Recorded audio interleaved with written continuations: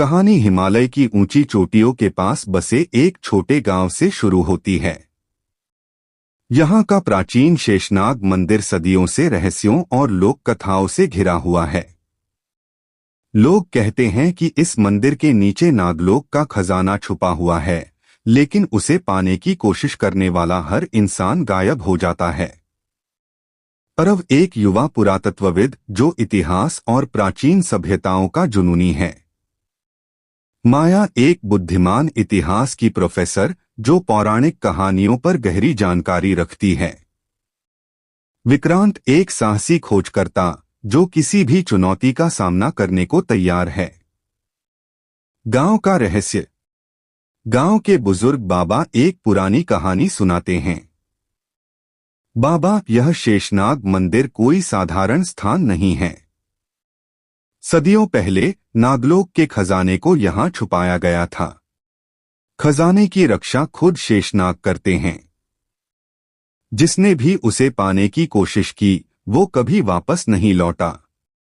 Arab, लेकिन बाबा, क्या खजाना सिर्फ एक कहानी है या इसमें सच्चाई भी है? बाबा, बेटा, कहानियां कभी कभी सच्चाई से ज्यादा गहरी होती हैं। लेकिन सावधान रहना, वहां जाना आसान नहीं। खजाने की खोज शुरू होती है। अरव, माया और विक्रांत मिलकर खजाने को खोजने का फैसला करते हैं। माया, शास्त्रों में लिखा है कि नागलोक का द्वार शेषनाग मंदिर के नीचे है, लेकिन इसे खोलने के लिए नागमणि की जरूरत होगी। विक्रांत, तो हमें नागमणि कहाँ से मिलेगी? अरव कहते हैं, नागमणि मंदिर के गुप्त कक्ष में छुपी है। हमें पहले उसे ढूंढना होगा। मंदिर की पहली चुनौती। तीनों मंदिर के अंदर प्रवेश करते हैं। अचानक एक पत्थर की दीवार गिर जाती है और वे एक अंधेरी सुरंग में फंस जाते हैं। विक्रांत, यह जगह मुझे बिल्कुल भी सही नहीं लग रही। हर जगह नागों की मूर्तियां और ये सन्नाटा। माया, डरो मत, यह सिर्फ एक जाल है। हमें इसे हल करना होगा। अरव, यहाँ दीवारों पर लिखे प्रतीकों को देखो। ये हमें अगला रास्ता दिखा सकते हैं।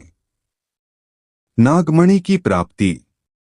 कई चुनौतियों और पौराणिक पहेलियों को हल करने के बाद उन्हें नागमणि मिलती है।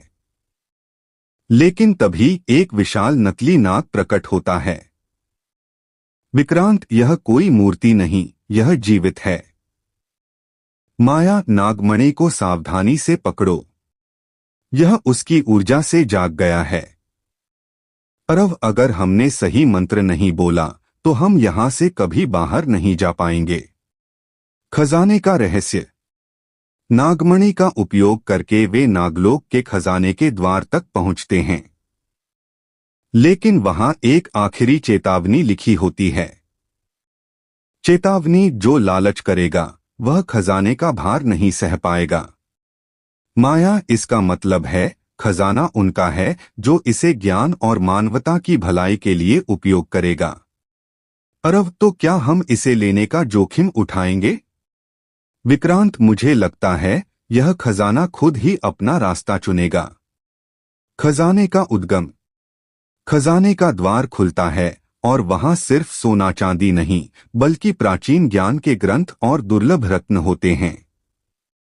माया, यह खजाना किसी इंसान की दौलत नहीं बल्कि पूरी मानवता का है। हमें इसे दुनिया के सामने लाना होगा। अरव, लेकिन नागलोक की शांति बनाए रखना भी जरूरी है।